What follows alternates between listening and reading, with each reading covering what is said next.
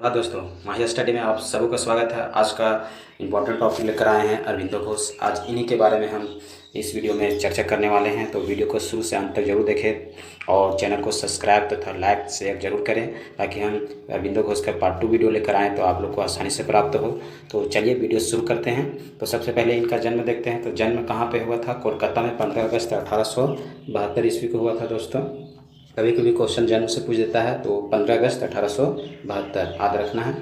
आगे बढ़ते हैं तो इनके बारे में कुछ जानकारी लेते हैं, इनके जीवन के बारे में। तो सबसे पहले ये भारतीय आधुनिक विचारकों में सबसे अधिक ख्याति प्राप्त विद्वानों में से एक थे अरविंदो घोष दोस्तों।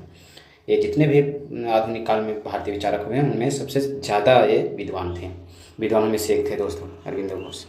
और ये इनको कह सकते हैं कि एक कवि थे, देशभक्त थे, राजनीतिक थे, दार्शनिक, साहित्यकार, मानवता प्रेमी, इन सभी गुणों से भरे पड़े थे अरविंदो घोष। इनको कह सकते हैं ये मल्टी टैलेंटेड व्यक्तियों में से एक थे अरविंदो घोष। तो इस वीडियो में हम इनके तीनों चरणों को नहीं पढ़ने जा रहे हैं। इनके प्रथम चरण के बारे में इस वीडियो में पढ़ेंगे। इस पार्ट 2 वीडियो मेरा रहेगा, उसमें इनका द्वितीय एवं तृतीय चरण आएंगे। तो वीडियो को जरूर देखिएगा पार्ट 2। तो आगे बढ़ते हैं, पॉइंट बाय पॉइंट देखते हैं इनके।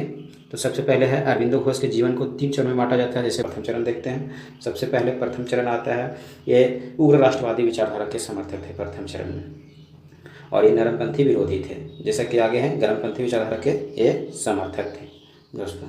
गर्मपंथी विचारधारा के ये समर्थक थे। आगे देखते हैं, अगला पॉइंट है लंदन में पढ़ाई के दौरान लंदन मजलिस संगठन के सदस्य बने। लंदन में जब पढ़ाई कर रहे थे तो उस समय ये लंदन मजलिस का संगठन के सदस्य बने दोस्तों।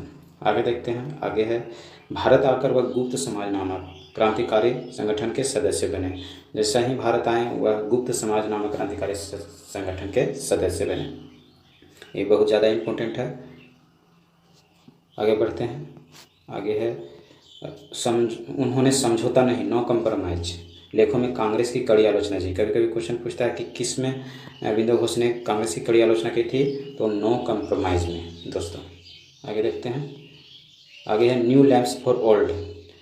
1893 में जो लेख लिखे थे उनमें अरविंदो घोष आह्वान किए थे कि सभी लोग को मिलकर अगर स्वराज की प्राप्ति करना है तो सभी लोगों को संघर्ष करना होगा, तभी हम लोग को स्वराज प्राप्त हो जाएगा। तो आगे बढ़ते हैं, हमारा शत्रु या विरोधी कोई नहीं बल्कि हमारी अपनी कमजोरी, स्वार्थ एवं पाखंड है। फेमस कोटेशन है दोस्तों। ये कभी कभी क्वेश्चन पूछ देता है कि कौन सा विचारक के है, तो ये है अरविंदो घोष का। आगे बढ़ते हैं, आगे है जिन ब्रिटिश अधिकारियों की हत्या हो रही है वह ईश्वर की इच्छा है। ये मानते थे कि जो भी ब्रिटिश अधिकारियों की हत्या हो रही है उस समय वह सब ईश्वर की इच्छा अनुसार हो रही है।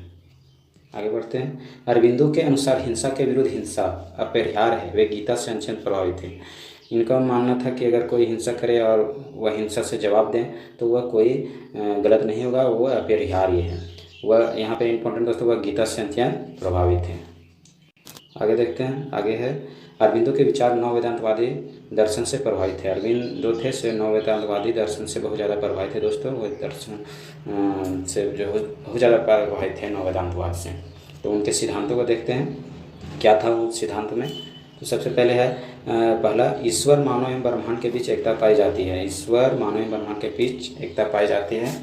आगे है नव वेदांतवाद के संसार के परित्याग या संन्यास का समर्थन नहीं किया गया, अपितु मानवता की सेवा में निस्वार्थ कर्म का समर्थन किया। तो उसमें बोला गया था नव वेदांतवाद में कि मानवता की सेवा में निस्वार्थ कर्म का समर्थन किया। ये भी मानते थे कि अगर निस्वार्थ भाव से कर्म किया जाएगा तो वह मानवता सेवा है। आगे देखते हैं, अरविंदो के राष्ट्रवाद की संकल्पना की सांस्कृतिक राष्ट्रवाद। वो किस तरह से राष्ट्रवाद को संस्कृति से जोड़े, तो देखते हैं। पहला पॉइंट है अरविंदो के राष्ट्रवाद की संकल्पना आध्यात्मिक और धार्मिक है। उनका मानना था कि अगर राष्ट्रवाद की कल्पना की जाए तो आध्यात्मिक और धार्मिक दोनों से हो सकती है। आगे देखते हैं, अरविंदो के अनुसार राष्ट्रवाद धर्म है या ईश्वर की देन है, इसका निर्देशन स्वयं ईश्वर कर रहे हैं। मतलब ये मानते थे कि राष्ट्रवाद धर्म या ईश्वर की देन है। मतलब राष्ट्रवाद धर्म है और जो ईश्वर की देन है इसका निर्देशन मतलब परामर्श स्वयं ईश्वर कर रहे हैं। आगे देखते हैं, भारत स्वयं राष्ट्र रहा है, परंतु यहाँ राज्य का निर्माण नहीं हो सका है। ये बोलते थे कि भारत है सो पहले से ही राष्ट्र रहा है, परंतु यहाँ किसी अब कारणवश यहाँ राज्य का निर्माण नहीं हो सका है। आगे देखते हैं। राष्ट्र केवल भूभाग का टुकड़ा नहीं बल्कि यह माँ है। ये बोलते थे कि भारत भूभाग का टुकड़ा नहीं बल्कि यह हम सबकी माँ है। ये माँ का उपमा दिए थे सबसे पहले दोस्तों, याद रखिएगा। उसके बाद अगला है, अरविंदो के अनुसार भारत का राष्ट्रवाद शाश्वत है, यह ईश्वर के समान अमर है तथा इसका विनाश करना असंभव है। ये बोलते थे भारत का राष्ट्रवाद किस तरह है, यह शाश्वत है और ईश्वर के समान अमर है, इसका कोई नहीं नष्ट कर सकता है तथा इसका विनाश करना असंभव, मतलब कोई भी विनाश करना चाहे तो उसको करना असंभव है। ये इनका विचार था, ये मानते थे।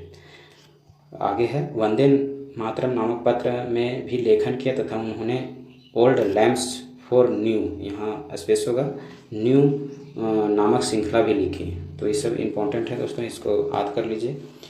आगे है, प्रसिद्ध लेखन कर्मयोगी एवं धर्म नामक पत्र भी प्रकाशित किए। इनका प्रसिद्ध लेख था कर्मयोगी एवं धर्म, उनका लेख लिखे और वह प्रकाशित भी किए। तो वीडियो कैसा रहा? वीडियो अच्छा लगे तो लाइक तथा शेयर तथा चैनल को सब्सक्राइब करें।